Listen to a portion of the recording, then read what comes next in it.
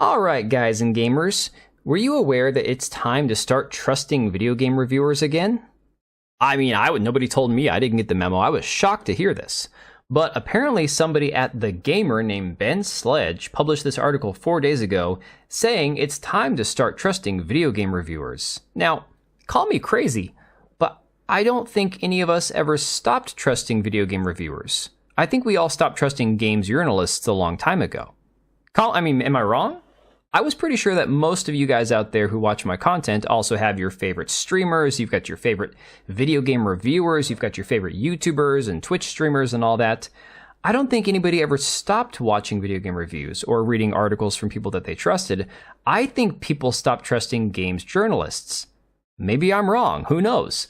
But if you want a prime example, then when they're talking about Elden Ring here, we all had to look at this god-awful article from Melissa Mercunte over at Kotaku, and don't worry guys, archived, no ad revenue, where she basically tried to go on and compare her real-life harassment campaign she was suffering at the hands of the evil gamers to the DLC for Elden Ring. I mean, the thing about Alyssa Mercante is, she's not a bad writer. In fact, I saw an article that she wrote for Kotaku where she was explaining a lot of the lore and backstory behind the DLC, and she did a really nice job writing the article. So props to her, she can write. The problem is that she cray-cray, okay? So those are the kind of people that we are not going to trust. This article says, I get it, games journalists are terrible at video games. Remember that one guy playing Cuphead? Let's ignore the fact that the games journalists regularly beat entire games in a far shorter time span than regular people who don't have deadlines to meet. I would also like to point out to Ben, he's getting paid to write this article. Many of us who play video games, it's a hobby. We have jobs. We can't sit on our asses playing video games all day, but we'll continue. We'll give him the benefit of the doubt on this one. Turn a blind eye to the fact that they don't have a single guide to help them beat a difficult boss or access an area with some abstruse, never even heard that word before, entry method like drinking poison that kills you at any other time. Forget about the fact that they beat them before the patches arrived to make the game easier. My god, you guys need a medal apparently. Whew, I've never done that before. They also hate video games and choose to cover this beat because they want to destroy the entire industry. Well, okay, now he's being hyperbolic. Now, the funny thing is, he's half right. They want to tear down the industry and rebuild it in their image. So, I mean, quiet part out loud. It doesn't matter that wages are low across the sector and crunch is rife, especially when reviewing 100-hour games with a bafflingly tight turnaround. We hate video games and we can't wait to tear them down. Yeah, we get it. He then goes on to compare the whole Stellar Blade versus the Wokeites, Team Xbox or Team PlayStation, Call of Duty or Fortnite.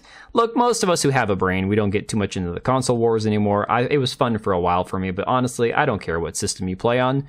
Just always have a PC as backup is what I would say. And Nintendo slaps, let's be honest. Fast forward a week and players are leveling the very same accusations at From Software DLC. Countless mods have added easy modes to the game, One called Journalist Mode, which is freaking hilarious. Despite the fact that journos beat the game without needing it. Oh, I need to get the sound effect for the round of applause here.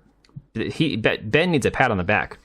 Players feel bosses are unfair, they believe the systems are too abstruse, and yet they refuse to engage with some of the game's core mechanics due to believing that they're cheats way out. I wonder if any of them have apologized to the reviewers who pointed out these very issues. Now, the funny thing is he then goes on in this review to talk about Kelly Plagg, who reviewed Cyberpunk 2077 for GameSpot back in, I believe that was 2020. And how she got harassed and called, all these horrible names for her review. And if I do recall properly, the review was the one where she basically said, oh yeah, one of the game's core components, core mechanics of the game is actually crafting and leveling up and all this other stuff. And I don't really like doing that. Very much the same situation as giving Alyssa Mercante, a self-admitted non-Souls player, to review a Souls-type game. Absolutely mind-blowing. And yet, for some weird reason, gamers complaining about this stuff and calling out these reviewers and these games journalists, or the Urinalists as they really should be called from this point on, that's bad somehow. Now, if the really funny part is you go down to the replies in this article, and it says, wow, you really wrote this article, you brought the distrust and disdain on yourselves, oh, the industry definitely did this to themselves, too much talking about social issues. If it all comes down to taste and preference, means your argument is you're an expert is invalid. Biggest flaw in your whole article, you failed to mention that you need to sell advertisement space to the very same companies that make the games you, quote, criticize. Trust is earned, and if broken, very difficult to get back. You people have broken our trust so many times, your opinions mean nothing now. Not a single positive comment on his article. LOL, cry harder, Ben. If a journalist says something is bad, usually it's not that bad, it's just not woke enough. So, moving on, we have articles like this, which I'm not even sure where this one's from. I'd have to do some research to figure out the source. But it says, Shadow of the Erd Tree's brutal difficulty spike is what happens when you inject Dark Souls into Elden Ring. As if they didn't realize that it was made by the same developer. So Pancake Brick says, God, I hate games journalists so effing much. And I think we all can agree on that. But of course, it doesn't just stay at the reviews. I found from Nick Calandra some tweets the other day that I just found to be incredibly humorous and unaware.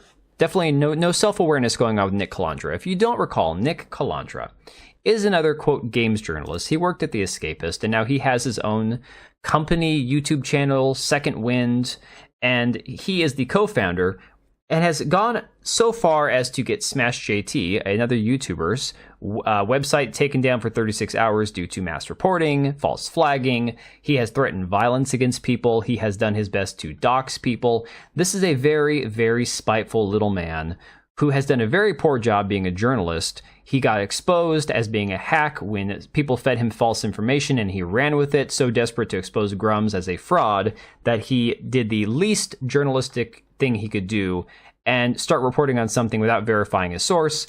Complete sham of a journalist, if you ask me. But he spent the last few days leading up to the weekend talking about how basically the only way to deal with us YouTubers is to demonetize us. Essentially, like Dr. Disrespect got demonetized.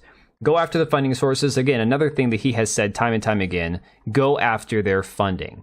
Ironically, he is one of these people who has had Alyssa Mercante's back from the get-go. All of these journalists, all of these wokeites, they've all got each other's back. They all hate gamers, and they all want to see every one of us silenced, because then you can't have, any opposing voices, and without any criticism, they're in charge. They call the shots. They run the show. Now it's reached a boiling point, because over here on SmashJT.com, he posted an article earlier today talking about how Alyssa Mercante is actually trying to get him banned from San Diego Comic-Con. Now, I will admit, I have never been to a Comic-Con. I've thought about it. We have the Emerald City Comic-Con up here in Seattle, not too far away. I could definitely, take a day, have the in-laws watch the kids, and go up there with the wife and say, all right, well, let's just kind of putter around and see what's what. It's just never really piqued my interest. And then, of course, 2020 happened. A lot of the conventions got shut down, and it just turned into something that's like, it's just not worth the hassle. Now, Smash JT on Twitter shared some screenshots, some pictures of his press pass that came in the mail. So he's all set for the San Diego Comic-Con. Alyssa Mercante, who has him blocked but clearly spends more time thinking about him than anybody else, shared some pictures of it. Then she started going after San Diego Comic-Con saying, I just hope they're aware of how many press folks attending this con that this man has harassed and slandered. Then went on to say, if I was attending this year, I would have been appalled to walk into the press lounge and see the man who makes thumbnails of me and my colleagues' cleavage for his videos in which he calls us whores just saying. Now again, the picture she's talking about is from a picture that I believe Jessica Cogswell posted on Twitter, simply of her with not even that low of a cut blouse, just a little bit of cleavage showing. Again, he didn't go looking for the picture. It was a picture that she had as her profile photo on Twitter. So this is just Alyssa being dishonest, as she always is.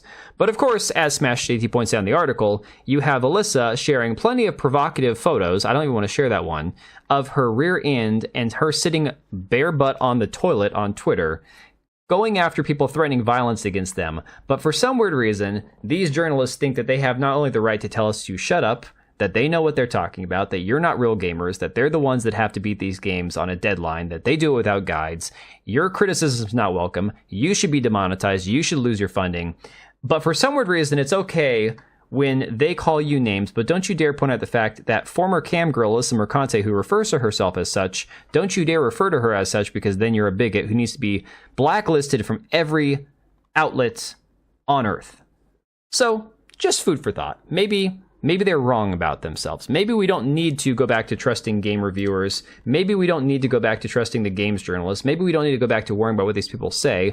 Maybe we need to continue to mock and ridicule them as their industry dies around them, and point out the fact that, hey, we are replacing them and doing a far better job engaging with our audiences, not attacking people who don't hate us, just people who want to share a hobby and say, hey, maybe we shouldn't start, changing things to fit modern terminology and modern sensibilities because that's crap. And nobody enjoys that at the end of the day. And these people who want to make everything modern, they don't spend any money anyways.